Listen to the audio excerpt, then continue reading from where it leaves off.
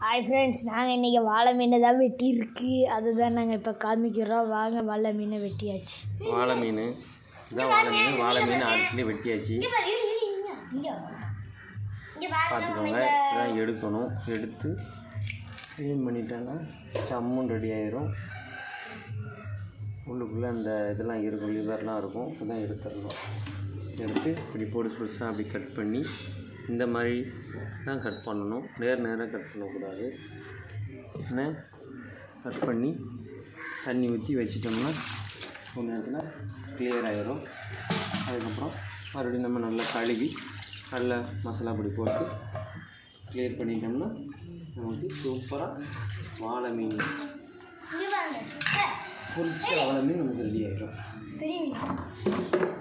வந்து கண்ணாடி பாறை இது நல்ல குழம்புக்கு நல்லா இருக்கும்.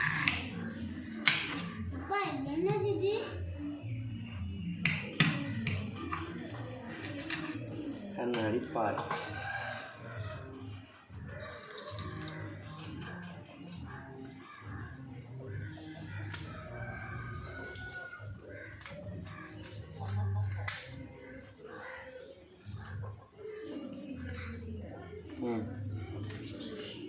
கண்ணாடி பாறை இது நல்லா நீட்டாக வெட்டி க்ளீன் பண்ணிட்டோன்னா நமக்கு வெட்டுறதுக்கு ஈஸியாக இருக்கும்.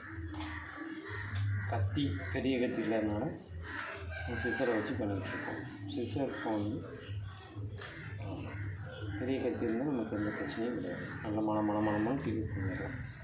இதை பண்ணியாச்சு. மேலே செதில் இது இருக்காது, இருந்தாலும் ஒரு சுரண்டிட்டு அப்படியே நம்ம மீன் வெட்ட வைக்கலாம். நல்லாயிருக்கும். சரிண்ணா? மீன்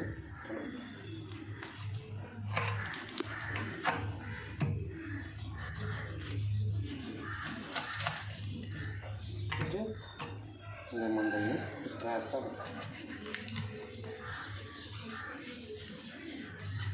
அவ்வளோதான்.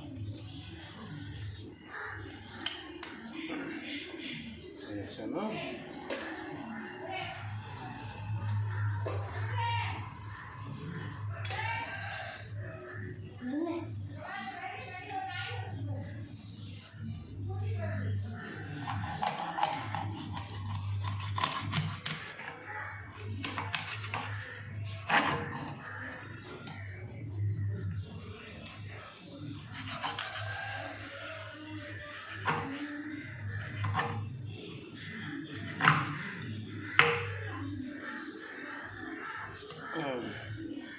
எடுத்தோம்னா குடல்லாம் அப்படி தனியாக வந்துடும்.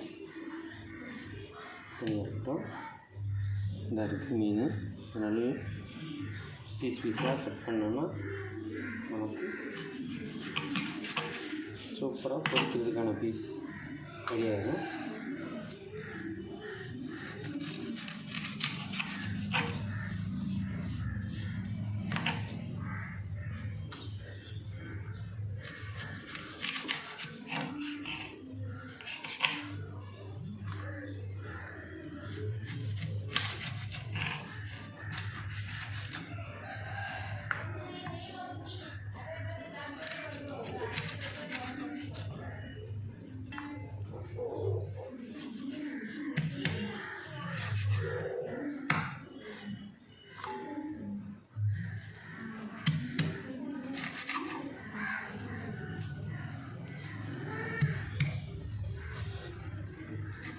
கத்தி சரியில்லை, அதனால் சதெல்லாம் பிஞ்சிட்டு போகுது.